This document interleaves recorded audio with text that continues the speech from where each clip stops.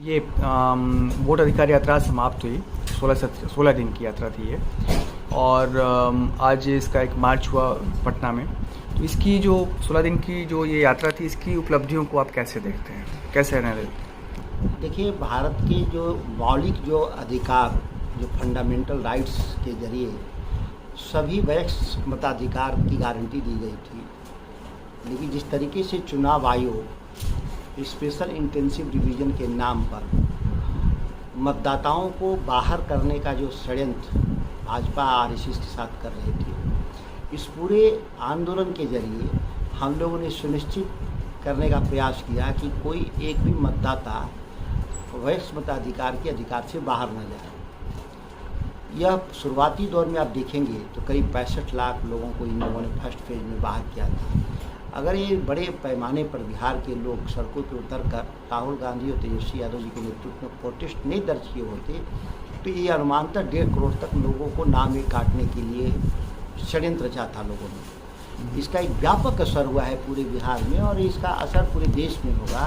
और लोगों के बीच में बहुत साफ धारणा है कि वोट चोरी के जरिए सत्ता प्राप्त एनडीए कर रहा है। और जो कई राज्यों में जो उसके जो उदाहरण हैं, जो एविडेंस हैं, वो बिहार में भी इन लोग लागू करना चाहते थे, लेकिन उम्मीद है कि ये कामयाब नहीं होंगे। और बिहार तो आंदोलन की भूमि रही। जब भी देश के सत्ता प्रतिष्ठानों ने जो भी अवैध काम करने का प्रयास किया, उसका विरोध, पुरजोर विरोध बिहार के लोगों ने किया। आप देखे होंगे पूरे 16 दिन की यात्रा में लाखों लोग प्रतिदिन सड़कों पर निकल रहे थे अपने वोट की रक्षा के लिए, लोकतंत्र की रक्षा के लिए। यह कोई चुनावी मसला नहीं है। चुनाव लोकतंत्र में आएंगे जाएंगे। आप देखेंगे तो विधानसभा और लोकसभा के स्तर पर पार्टीगत लड़ाई है, लेकिन जो त्रिस्तरीय पंचायती राज का चुनाव है वो लोकल मुद्दे पे लड़ा जाता है। लेकिन जब एक बार आप मतदाता सूची से बाहर हो जाएंगे, ना आप चुनाव लड़ पाएंगे, ना आप चुनाव में मतदान कर पाएंगे।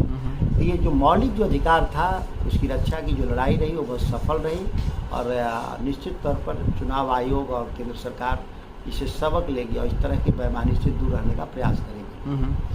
और जैसे कि तीनों पार्टियां इसमें साथ में रहीं, तो इससे जो पार्टी के बीच का कोऑर्डिनेशन है, कार्यकर्ताओं के बीच में है, उनकी केमिस्ट्री बेहतर हुई है पहले से, या निश्चित तौर पर आप देखेंगे कि संयुक्त कार्यक्रम का चुनावी फायदा आप देखते हैं इसका? जो संयुक्त कार्यक्रम बिरले होता था, कभी सभा हो गई, लेकिन मूवमेंट हमारा संयुक्त बहुत कम था।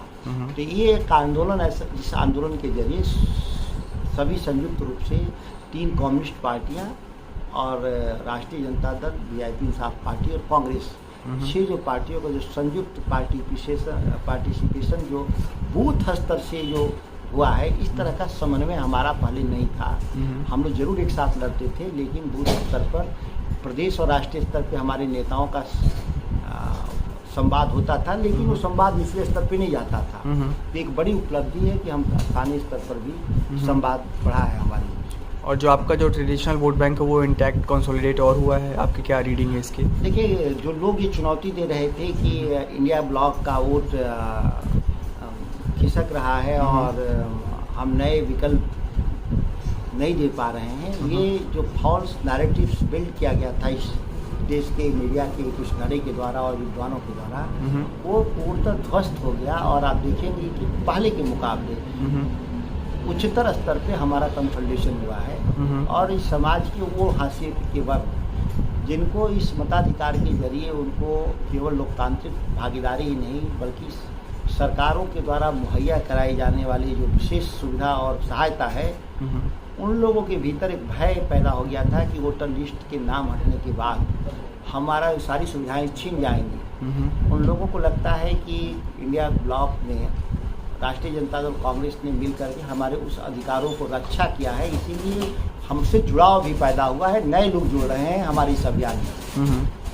और इसका आप एक नेशनल रिलेवेंस भी देखते हैं, मतलब राष्ट्रीय स्तर पे इसकी जो क्या है कि आप लंबे समय से दिख रहे थे कि हम लोग कांग्रेस के बड़े लीडर और कई रीजनल पार्टियों के द्वारा जो वोट चोरी के जो आरोप लगाए जा रहे थे, वो एक तरह से वो आम जन लोग को समझ में नहीं आ रहा था कि कैसे चोरी हो रहा है। लेकिन जब 16 दिनों के व्यापक अभियान में आप देखेंगे तो आम जनता देश की समझ गई है कि महाराष्ट्र महाराष्ट्र, कर्नाटक और हरियाणा में जिस तरीके से वोट चोरी किया, वो बिहार में भी करने का प्रयास इन लोग शुरू किया था, उसको बिहार के लोगों ने पकड़ लिया। और इस अभियान को लगभग हम लोग आज के दिन में जो वोट चोरी के जो अभियान है एनडीए का और चुनाव आयोग के इससे मिली भगत, हम लोग लगभग एक्सपोज कर दिए हैं। और इससे निश्चित तौर पर एक भारत के लिए, भारत की राजनीति के लिए एक नया दिशा मिलेगा। और इसमें राहुल गांधी की जो भूमिका है ना, जैसे कि उन्होंने 2 यात्राएं की, इसके पहले भारत जोड़ो यात्रा, फिर दोबारा उन्होंने की, और ये वोट अधिकार यात्रा। तो राहुल गांधी की भूमिका को आप इंडिया ब्लॉक के अंदर कैसे देखते हैं? मतलब देखिए, इंडिया ब्लॉक में कांग्रेस एक लीडिंग फोर्सेज है, उसमें कोई डिनाई नहीं कर सकता। और उसके कांग्रेस के सबसे बड़े लीडर राहुल गांधी हैं, और उन्होंने अपनी विपक्ष के नेता की जो भूमिका होनी चाहिए उसको निभाने का काम किया।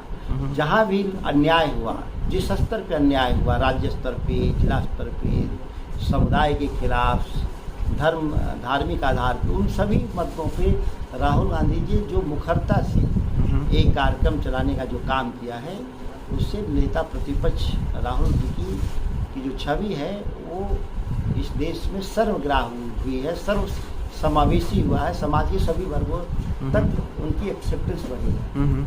अच्छा, कुछ इस तरह की भी, मतलब जो बिहार वॉचर्स हैं, कुछ इस तरह की भी बातें सुनने को आ रही हैं कि जैसे अगर कांग्रेस यहाँ पे उठेगी, उसका राइज करेगी, तो इमरजेंस होगा और आरजेडी को उससे थोड़ा सा नुकसान होगा, या अनइजीनेस भी है एक, ऐसा है क्या? ये अफवाह आरएसएस और भाजपा के लोग फैला रहे हैं। उनको डर लग रहा है कि इंडिया ब्लॉक का इमरजेंसी उनको दिक्कत होगी, इसीलिए सहयोगी दलों के बीच, उनके कार्यकर्ताओं नेताओं के बीच भ्रम की स्थिति पैदा करने के लिए इस अफवाह को फैलाने का काम कर रहे हैं, जिसमें दूर दूर तक कोई सच्चाई नहीं है। कांग्रेस के मजबूत होने से राष्ट्रीय जनता दल भी मजबूत होगा, और राष्ट्रीय जनता दल के मजबूत होने से कांग्रेस मजबूत होगा। बिहार की लोकसभा की 40 सीट में अगर हम लोग 30 सीट जीते होते तो आज देश की तस्वीर बदल गया होता। और हम दोनों के प्रयास से अगर सीटें बढ़ रही हैं तो इससे भाजपा के भीतर बौखलाहट होना चाहिए। इससे जाहिर है कि जहां से बातें आई हैं, निश्चित तौर पे भाजपा समर्थित वो वर्ग होंगे या मीडिया के लोग होंगे जिसके भीतर भारी बेचैनी है कि जो जुगलबंदी है राष्ट्रीय जनता दल और कांग्रेस का, इससे देश की सत्ता पे जो अवैध तरीके से लंबे समय से जो काबिज हैं वो सत्ता से बेदखल हो सकते हैं।